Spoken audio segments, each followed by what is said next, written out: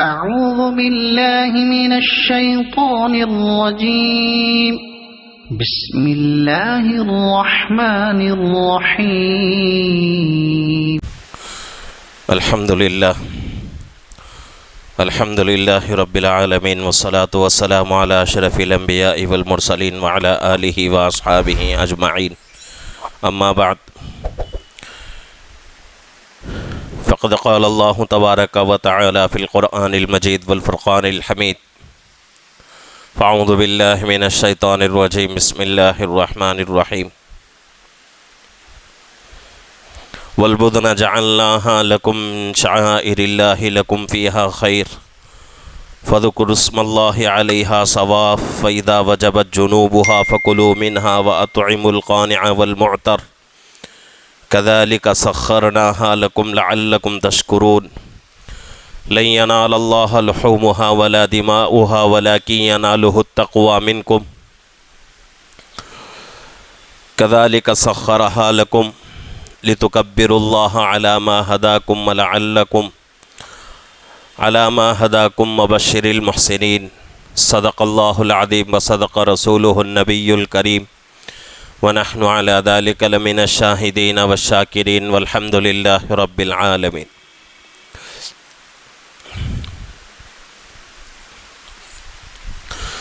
محترم معزز بزرگ اور عزیز دوستو،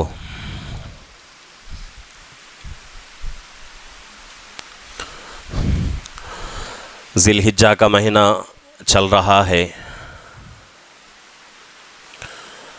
جیسا کہ گزشتہ جمعہ میں کچھ باتیں ذی الحجہ کے بارے میں ہمارے سامنے آئی تھیں کہ اس مہینے میں کچھ عبادتیں دوسرے مہینوں کے مقابلے میں زیادہ ہو جاتی ہیں. اس میں سے سب سے پہلی عبادت حج ہے، دوسری عبادت تکبیرات تشریق ہیں، اور تیسری عبادت وہ لوگ جو قربانی کرنے والے ہیں اپنے جانوروں کی قربانی کے ساتھ ساتھ اپنے سر اور اسی طریقے سے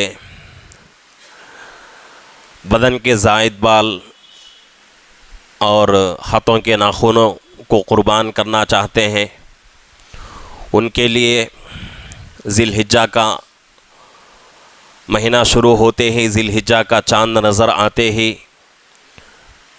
10 دن تک بال اور ناخن نہ کاٹنا. چوتھی عبادت قربانی والی عبادت. تو یہ 4 عبادتیں اس مہینے میں زیادہ ہوتی ہیں. اور آج ذی الحجہ کی 7 تاریخ ہے.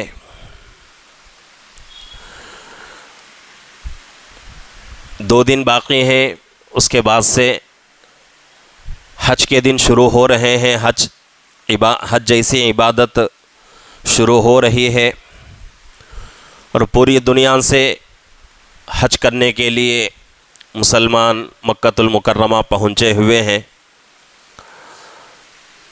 دعا فرمائیں کہ اللہ رب العزت جتنے لوگ اس سال حج کے لیے گئے ہوئے ہیں، اللہ ان تمام کے حجوں کو قبول فرمائے، اور ان کے سفر کو، جانے آنے کو اللہ آسان فرمائے.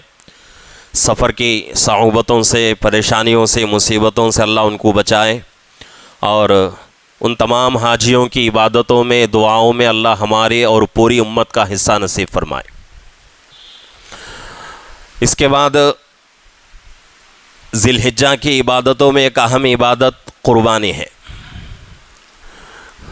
قربانی والی عبادت بہت ہی اونچی عبادت ہے اور بہت ہی فضیلت والی عبادت ہے،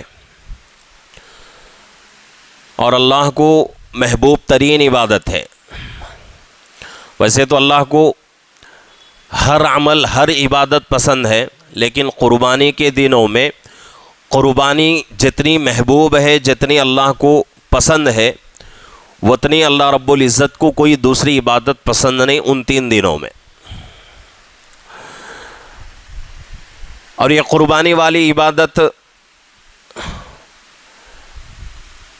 یہ کوئی نئی عبادت نہیں ہے، بہت پرانی عبادت ہے۔ پچھلی قوموں میں، پچھلی امتوں میں بھی یہ عبادت چل رہی تھی،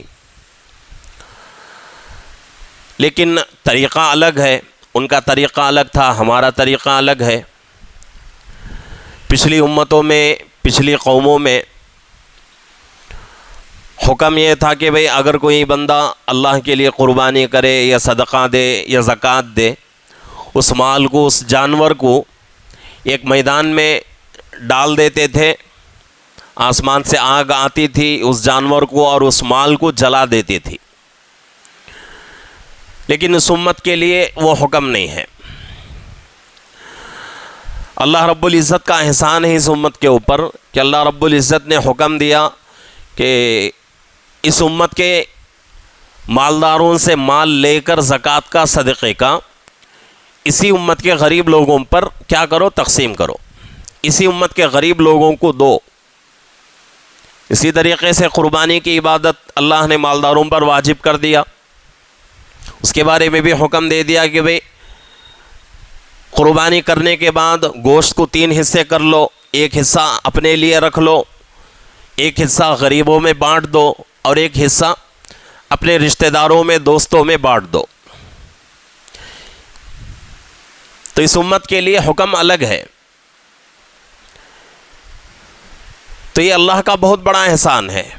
اگر اللہ وہی حکم ہمارے لیے بھی دیتے کہ بھئی آپ کی زکوٰۃ، آپ کا صدقہ، آپ کی قربانی میدان میں جمع کرو، ہمارے طرف سے ایک آگ آئے گی، جلا دے گی، اس قربانی سے ہمارا تو فائدہ ہو جائے گا، یعنی ثواب تو مل جائے گا، اس زکوٰۃ سے، اس صدقے سے ہمیں ثواب تو ملے گا، لیکن دوسرے لوگوں کا کوئی فائدہ نہیں ہوگا۔ تو یہ اللہ کا ہمارے اوپر بہت بڑا احسان ہے کہ اللہ نے ہمارے مالداروں کے پاس سے مال لے کر ہمارے ہی غریبوں میں تقسیم کر رہے ہیں۔ اور یہ قربانی والی عبادت، جبکہ کتنے خوش نصیب لوگ ایسے ہیں جو ہر سال قربانی کرتے ہیں، اور کتنے ایسے محروم مسلمان بھی ہیں جن کے اوپر قربانی واجب ہونے کے باوجود بھی قربانی نہیں کرتے۔ حالانکہ ایسے لوگوں کے بارے میں اللہ کے نبی صلی اللہ علیہ وسلم نے ارشاد فرمایا کہ وہ مسلمان جس کے پاس قربانی کرنے کی طاقت ہو، قربانی کر سکتا ہو، لیکن قربانی نہ کرے، تو اللہ کے نبی فرماتے ہیں کہ ایسا آدمی ہماری عیدگاہ نہیں بلکہ عیدگاہ کے قریب تک بھی نہ آئے۔ اللہ کے نبی منع کر رہے ہیں، عیدگاہ میں نہیں بلکہ عیدگاہ کے قریب تک بھی آنے سے اللہ کے نبی منع کر رہے ہیں۔ کتنی بڑی بد نصیبی کی بات ہے۔ اور وہ لوگ کتنے خوش نصیب ہیں کہ جو اللہ کے لیے قربانی کرتے ہیں، اور جیسا کہ قرآن کہتا ہے کہ اللہ کو قرض حسنہ دو، اور ایسا قرض کہ جب تمہیں ضرورت پڑے گی تو اللہ رب العزت اس کو کئی حصے بڑھا کر تمہیں واپس کر دیں گے۔ اور یہ ضرورت کب پڑے گی؟ حشر کے میدان میں ہمیں نیکیوں کی شکل میں ضرورت پڑے گی۔ تو اللہ رب العزت آج مسلمان دنیا میں جتنا صدقہ کر رہا ہے، جتنا زکوٰۃ دے رہا ہے، جتنی قربانیاں کر رہا ہے، ان تمام چیزوں کو اللہ ذریعہ بنا کر حشر کے میدان میں نیکیوں کی شکل میں کئی گنا بڑھا کر دیں گے۔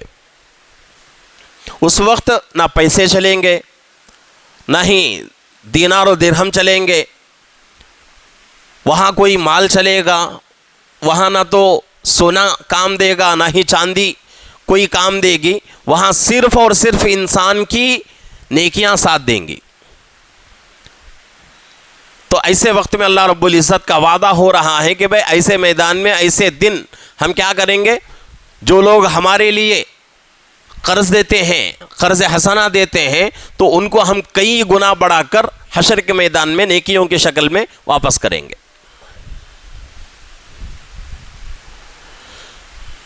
تو یہ قربانی والی عبادت بہت ہی اونچی عبادت ہے۔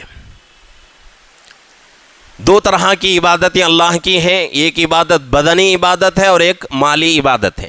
بدنی عبادت نماز ہے، روزہ ہے، قرآن کی تلاوت ہے، اللہ کا ذکر ہے، اللہ کی بڑائی بیان کرنا ہے، تو یہ بدنی عبادت ہے۔ راستے سے کوئی تکلیف دینے والی چیز کو ہٹا دینا، کسی آدمی کو کوئی اچھی بات بتا دینا، کسی آدمی کو برائی سے روکنا، یہ تمام چیزیں بدنی عبادت ہیں، یعنی بدن سے ادا کرنے والی عبادتیں ہیں۔ مالی عبادتیں جیسا کہ زکوٰۃ ہے، صدقہ ہے، خیرات ہے، اور اسی طریقے سے قربانی ہے۔ تو جو عبادت مال سے تعلق رکھتی ہے وہ عبادت مالی عبادت ہے، اور جو عبادت بدن سے تعلق رکھتی ہے وہ عبادت بدنی عبادت ہے۔ اور کچھ عبادتیں وہ ہیں جو مال سے بھی تعلق رکھتی ہیں اور بدن سے بھی تعلق رکھتی ہیں، جیسا کہ عمرے میں جانا، حج میں جانا، اس میں صرف انسان کا مال خرچ نہیں ہوتا بلکہ انسان اپنے بدن کے ساتھ وہاں پہنچتا ہے۔ تو اللہ رب العزت کو دونوں عبادتیں مقصود ہیں، اسی لیے اللہ نے دونوں عبادتوں کا حکم دیا ہے کہ انسان بدنی بھی عبادت کرے، بدن سے بھی اللہ کی عبادت کرے، اور مال سے بھی اللہ کی عبادت کرے۔ یہ ایک اللہ کا بہترین نظام ہے۔ اللہ نے کہیں یہ نہیں فرمایا کہ بھئی صرف اور صرف بدن کی عبادت ہمارے لیے ہے، اور کہیں یہ بھی نہیں فرمایا کہ صرف مالی عبادت ادا کرو۔ قرآن کہتا ہے، اللہ کے نبی پاک صلی اللہ علیہ وسلم کو مخاطب کر کے اللہ فرما رہے ہیں، قل ان صلاتی و نسکی و محیای و مماتی للہ رب العالمین۔ اے نبی جی، آپ اپنے مسلمان امت سے کہہ دو کہ میری نماز، میری قربانی، میرا جینا، میرا مرنا، تمام چیزیں للہ رب العالمین، اس رب العالمین کے لیے ہے جو تمام جہانوں کا پالنہار ہے۔ یہ اللہ نے فرمایا، اور اسی لیے قربانی کا جانور جب ذبح کیا جاتا ہے تو قربانی کا جانور ذبح کرتے ہوئے اس آیت کو پڑھنا افضل بتایا گیا ہے۔ اگر اس آیت کو نہ پڑھ کر ذبح کریں گے تو قربانی ادا ہو جائے گی، دل میں نیت ہو کہ بھئی میں اللہ کے لیے قربانی کر رہا ہوں، لیکن افضل کیا ہے کہ اس آیت کو اپنی زبان پر دہرا لے۔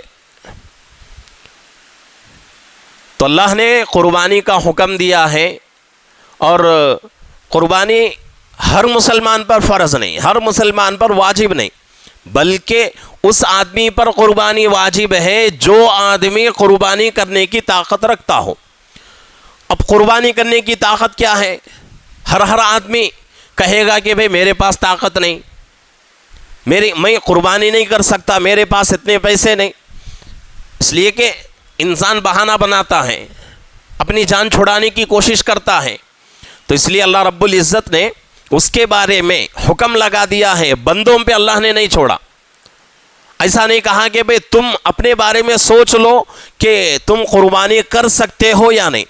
اگر تم اپنے بارے میں فیصلہ کر لو کہ میں قربانی کر سکتا ہوں تو اس وقت تمہارے اوپر قربانی واجب، اللہ نے یہ حکم نہیں دیا، بلکہ مسئلہ بتا دیا گیا۔ 5 چیزیں ہیں۔ سب سے پہلی چیز سونا ہے، دوسری چیز چاندی ہے، تیسری چیز پیسہ ہے، چوتھی چیز مال تجارت ہے۔ یہ 4 چیزیں زکوٰۃ میں بھی چلتی ہیں۔ ایک اور چیز قربانی اور فطرے کے بارے میں فرمایا گیا کہ وہ چیز اگر کسی کے پاس ہو، اس کی مقدار بھی بتا دی گئی، اگر اتنی مقدار میں کوئی چیز اس کے پاس ہو تو اس پر فطرہ بھی واجب اور قربانی بھی واجب۔ اور وہ چیز کیا ہے کہ ضروریات اصلیہ سے، یعنی اصلی ضرورتوں سے بڑھ کر کوئی چیز انسان کے پاس ہے اور اس کی قیمت 50 پر 2.5 تولے چاندی کے برابر ہو رہی ہے تو اس پر قربانی واجب۔ اب اس میں گھر میں رکھی ہوئی تمام چیزوں کا حساب کریں گے۔ کسی کے گھر میں فرنیچر ہے اور وہ فرنیچر اس کے گھر کے استعمال میں آ رہا ہے، لیکن ایسا فرنیچر ہے جو پرانا ہو چکا ہے اور وہ فرنیچر استعمال میں نہیں ہے، تو اب اس کو شریعت کہتی ہے کہ بھئی یہ ضرورت سے زائد مال ہے۔ کسی کے پاس 2 گاڑیاں ہیں، ایک گاڑی سے اس کی ضرورت پوری ہو رہی ہے، اب دوسری گاڑی جو ہے وہ ضرورت سے زائد مال ہے۔ کسی کے پاس 2 موبائل ہیں، ایک موبائل سے اس کی ضرورت پوری ہوتی ہے، لیکن ایک اور موبائل اس کے پاس ہے، ایک اور سیل فون اس کے پاس ہے، تو شریعت کہتی ہے کہ بھئی یہ زائد مال ہے۔ تو یہ تمام چیزیں چاہے پرانی ہو چکی ہوں، لیکن شریعت اس کے لیے شرط یہ رکھتی ہے پرانی چیزیں ہوں لیکن بازار میں اس کی قیمت بھی ہو۔ کوئی چیز ہمارے پاس پرانی ہے لیکن بازار میں اس کی قیمت نہیں ہے، شریعت کہتی ہے کہ بھئی اس کو ہٹا دو۔ ایسی چیز جو پرانی ہو چکی ہے لیکن اس کی قیمت بازار میں کچھ نہ کچھ ہے، اور وہ ایسی چیزیں مکمل ملا کر 50 پر 2.5 تولے یعنی 52.5 تولے چاندی کے برابر اس کا ریٹ پہنچ رہا ہے تو قربانی واجب۔ اب اس میں کتنے گھر ایسے ہیں جن گھروں میں ٹی وی رہتی ہے؟ لوگ کیا سمجھتے ہیں کہ بھئی ٹی وی رہتے ہوئے ہمارے اوپر قربانی واجب نہیں، شریعت کہتی ہے ٹی وی زندگی کی ضروریات میں نہیں ہے، زندگی کی ضروریات میں نہیں ہے ٹی وی۔ اگر کسی کے گھر میں ٹی وی ہے جس کی قیمت وہاں تک پہنچ رہی ہے، یا اس کی قیمت نہیں پہنچتی بلکہ اس کے ساتھ ساتھ کوئی اور ایک چیز ہے پرانی چیز، یا پھر کوئی ایسا برتن رکھا ہوا ہے، پلیٹ ہو گلاس ہو جو کہ مہنگے ہیں اور استعمال میں نہیں آتے، خوبصورتی کے لیے بہت سارے لوگ کیا کرتے ہیں اپنے گھروں میں مہنگی چیزیں رکھتے ہیں، حالانکہ وہ یوز نہیں ہوتے، استعمال میں نہیں آتے۔ تو ان تمام چیزوں کو حساب میں لے کر دیکھیں گے کہ بھئی یہ تمام چیزیں 50 پر 2.5 تولے 52.5 تولے چاندی کے برابر اس کی قیمت ہو رہی ہے یا نہیں، اگر پہنچ رہی ہے تو قربانی واجب۔ تو یہ مسئلہ بہت اہم مسئلہ ہے، بہت سارے نہیں، جتنے لوگ قربانی نہیں کرتے وہ اسی مسئلے سے دھوکہ کھا جاتے ہیں کہ بھئی 7.5 تولے سونا میرے پاس نہیں، 52.5 تولے چاندی یعنی 50 پر 2.5 تولے چاندی میرے پاس نہیں، تو کیوں میں قربانی کروں؟ شریعت 5 چیزیں بتا رہی ہے، اور ہم صرف اور صرف ایک چیز کو 2 چیز کو دیکھ کے چھوڑ دیں تو یہ ہماری بہت بڑی غلطی ہے۔ 5 چیزیں شریعت بتا رہی ہے تو 5 چیزوں کو دیکھیں، سونا دیکھیں، چاندی بھی دیکھیں، پیسے دیکھیں، اور اسی طریقے سے تجارت کا مال یعنی دکان جو ہمارا چل رہا ہے اس میں جو سامان ہمارا ہے، جو مال ہمارا ہے، اس کی قیمت دیکھیں، اور ان 4 چیزوں کے علاوہ ضرورت سے زائد جو چیزیں ہیں اس چیز کو بھی، اس مال کو بھی دیکھ کر حساب لگا کر سوچ لیں کہ بھئی میرے اوپر قربانی واجب ہے یا نہیں۔ اگر امانت داری کے ساتھ آج کے زمانے کے حساب سے اگر بات کریں تو الحمدللہ کتنے مسلمان ایسے ہیں، میں اللہ کے گھر میں بیٹھا ہوں اور یہ میری بات جھوٹ نہیں ہو سکتی کہ آج جتنے مسلمان ہیں پوری دنیا میں تقریباً 90% سے زیادہ مسلمانوں پر فطرہ بھی واجب ہے، قربانی بھی واجب۔ اور اس سے بھی آسان مسئلہ، جو مسلمان فطرہ واجب سمجھتا ہے اپنے اوپر، اس کے اوپر قربانی واجب۔ یہ تمام پریشانیاں نہیں، جس کے اوپر فطرہ واجب اس کے اوپر قربانی واجب، صاف سیدھا مسئلہ ہے۔ اب اس میں وہ چیز دیکھنے کی، یہ چیز دیکھنے کی ضرورت نہیں، آسان اور بہت ہی سہل مسئلہ ہے کہ سمجھنے کے لیے کہ اگر کسی مسلمان پر فطرہ واجب ہے تو اس مسلمان پر قربانی بھی واجب۔ فطرہ ادا کرتا ہے، کیوں؟ فطرہ 100 روپے ہے، اور قربانی ادا نہیں کرتا، کیوں؟ اس لیے کہ قربانی کے لیے اگر ایک جانور پورا خریدنا پڑے تو اس کی قیمت کیا ہے؟ تقریباً 12-13 ہزار روپے ہے۔ نہیں، بڑے جانور میں حصہ اگر لینا چاہے تو 3,000 4,000 5,000 روپے حصے کی قیمت ہے، تو اس لیے ادا نہیں کرتے۔ فطرہ ادا کریں گے اس لیے کہ صرف 100 روپے اس کی قیمت ہے۔ تو اس لیے یہ بہت بڑی غلطی ہے۔ اللہ نے جب قربانی واجب کر دی ہے، اللہ نے مال دیا ہے، تو قربانی خوش دلی کے ساتھ کریں۔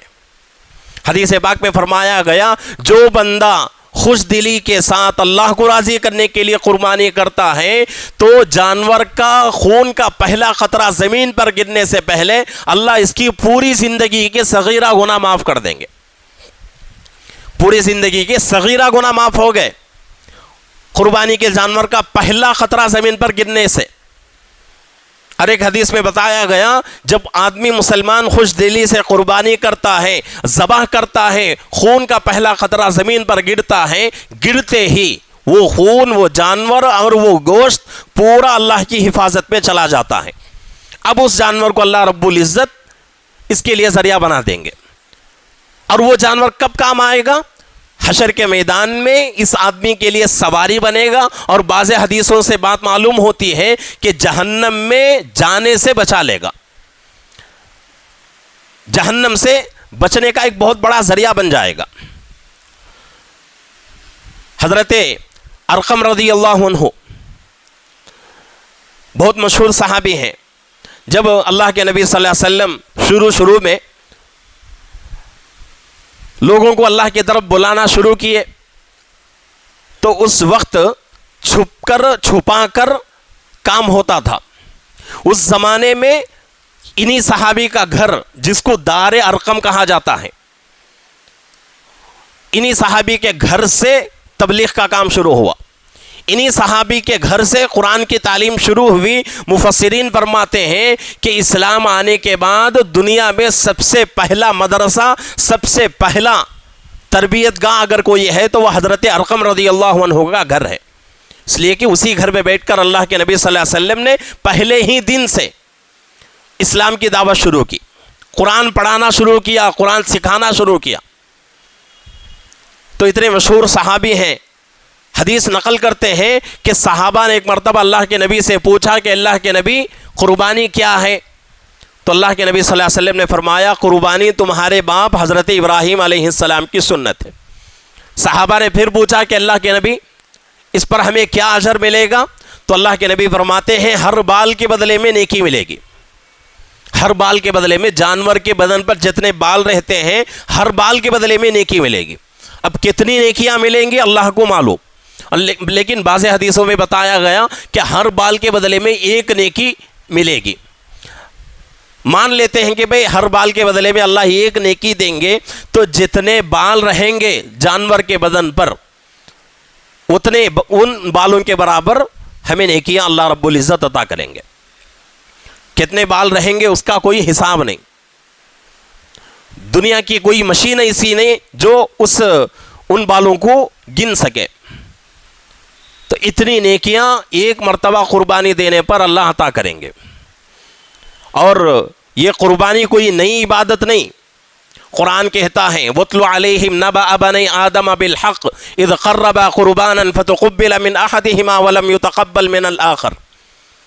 اس آیت مبارکہ میں حضرت آدم علیہ السلام کے دونوں بیٹے حابیل اور قابیل کا ذکر کیا جا رہا ہے کہ اللہ رب العزت کرو، ہمارے نام پر نیاز پیش کرو، قربانی دو۔ تو ایک نے کیا کیا؟ بکرا دے دیا، اور ایک نے اناج دیا۔ اور اس زمانے میں کیا تھا، جیسا کہ شروع میں نے کہا کہ پچھلی امتوں میں قربانی ہو یا صدقہ ہو، زکوٰۃ ہو، کیا کرتے تھے لوگ؟ طریقہ کیا تھا کہ تمام مال کو، جانور کو لے کر ایک میدان میں رکھ دیتے تھے۔ تو حضرت آدم علیہ السلام کی شریعت میں بھی یہی حکم تھا۔ تو حابیل اور قابیل نے کیا کیا؟ اپنے طرف سے جانور اور ایک نے اپنے طرف سے اناج، کھانے پینے کی چیزیں لا کر ایک میدان میں رکھ دیا۔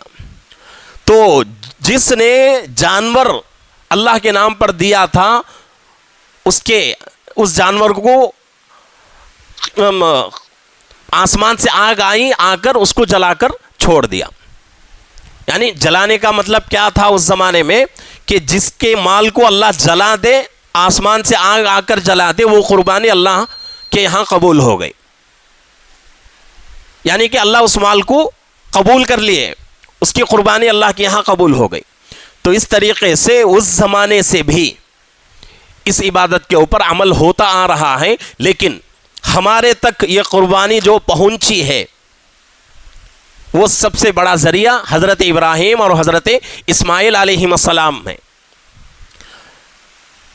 کہ بہت تمناؤں کے بعد، بہت دعاؤں کے بعد، بہت آرزوؤں کے بعد بڑھاپے کی عمر میں جا کر اللہ رب العزت ایک بیٹا عطا کرتے ہیں حضرت ابراہیم علیہ السلام کو، اور وہ بچہ پیدا ہوتا ہے، پیدا ہو کر اس بچے کی بچپنا آگے بڑھتا ہے، یعنی کہ تفسیروں میں لکھا ہوا ہے کہ حضرت اسماعیل علیہ السلام کی عمر اس وقت 13 یا 14 سال کی تھی، اور جس گھر کے بچے 10 سال کے اوپر یعنی کہ 13-14 سال کو پہنچ جائیں تو باپ ان بچوں کو دیکھ کر، ماں ان بچوں کو دیکھ کر خوش ہوتی ہیں، اس لیے کہ بھئی ہمارے بچے کیا ہو رہے ہیں؟ بڑے ہو رہے ہیں۔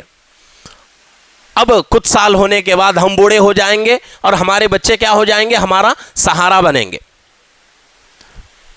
تو ایسی عمر جب آتی ہے تو اللہ کی طرف سے خواب دکھایا جاتا ہے ابراہیم علیہ السلام کو کہ ابراہیم علیہ السلام اپنے بیٹے اسماعیل علیہ السلام کو لے کر میدان میں ذبح کر رہے ہیں۔ ایک مرتبہ خواب دیکھا، سوچا کہ بھئی چلو، دوسری مرتبہ خواب دیکھا، اس کے اوپر اتنی توجہ نہیں ہوئی، تیسری مرتبہ بھی وہی خواب حضرت ابراہیم علیہ السلام دیکھتے ہیں تو فیصلہ کر لیتے ہیں کہ یہ اللہ کا حکم ہے، کیونکہ نبی کا خواب بھی وہی ہے، نبی کا خواب بھی وہی کے درجے میں ہے۔ ہمارا اور آپ کا خواب سچ بھی ہو سکتا ہے اور جھوٹ بھی ہو سکتا ہے، لیکن نبیوں کا خواب ہرگز جھوٹ نہیں ہو سکتا، وہ اس کا ایک ایک لفظ، ایک ایک حرف اور اس کی ایک ایک چیز اللہ کی طرف سے بالکل سچی ہوتی ہے۔ اب 3 مرتبہ حضرت ابراہیم علیہ السلام نے خواب دیکھا، اب فیصلہ کر لیا کہ بھئی اللہ کا یہ حکم ہو رہا ہے۔ بیٹے سے کہا کہ بھئی اس طرح میں دیکھ رہا ہوں، تو حضرت اسماعیل علیہ السلام تیار ہو گئے، اپنے ابا سے کہا کہ اے ابا جان، اللہ نے جس کا آپ کو حکم دیا ہے آپ اس کام کو کر دیجئے۔ سورہ صافات میں یہ واقعہ ملتا ہے ہم کو، قرآن کے اندر یاسین سورہ ختم ہوتے ہی جو سورہ شروع ہوتا ہے سورہ صافات، اس صافات سورت کے اندر یہ آیتیں ہم کو ملتی ہیں۔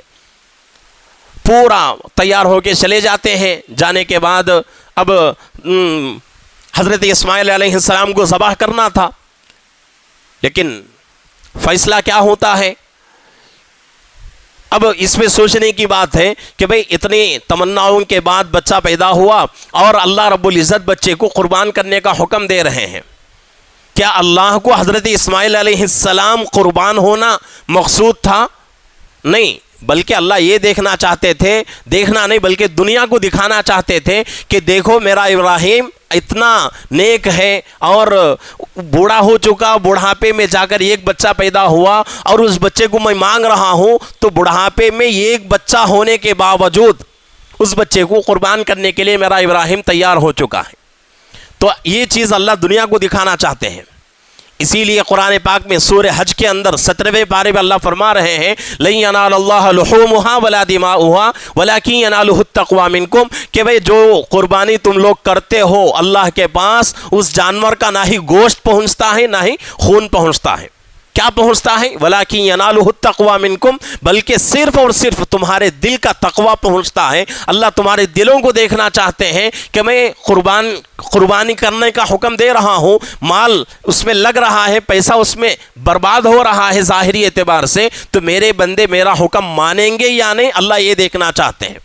ہماری ذمہ داری کیا ہے کہ اللہ نے حکم دیا، اللہ کو ہم کیا دکھائیں کہ اللہ ہم ہر تیرا حکم ماننے کو تیار ہے، ہم ہر حکم تیرا ماننے کو تیار ہیں، یہ اللہ کو دکھانا ہے۔ تو اس لیے قربانی والا عمل قریب آ چکا ہے، 2 دن باقی ہیں، پیر کے دن عید ہو رہی ہے، پیر منگل چہارشنبہ، یہ 3 دنوں میں قربانی کے دن رہیں گے، تو ہر مسلمان اپنے طرف سے قربانی کرنے کی کوشش کرے۔ قربانی سے انشاءاللہ اللہ برکتیں بھی دیں گے، اور ایسی مصیبتوں سے اللہ بچائیں گے کہ وہ مصیبتیں اگر انسان کے اوپر پڑ جائیں تو انسان ان مصیبتوں سے باہر نکلنا مشکل ہو جائے گا۔ ایسے بڑی مصیبتوں سے، بڑی پریشانیوں سے اللہ بچائیں گے۔ تو اس لیے ہر آدمی اپنے طرف سے قربانی کرنے کی کوشش کرے۔ اللہ رب العزت سے دعا ہے کہ اللہ رب العزت ہم تمام کو، ہم میں سے جن لوگوں کے اوپر قربانی واجب ہو چکی ہے، ہر آدمی کو نیک دلی کے ساتھ، خوش دلی کے ساتھ قربانی کرنے کی اللہ توفیق عطا فرمائے، اور اس کے ساتھ ساتھ جتنے لوگ اس سال قربانی کرنے والے ہیں اللہ رب العزت تمام کی قربانیوں کو قبول فرمائے۔ آمین وآخر دعوانا الحمدللہ رب العالمین۔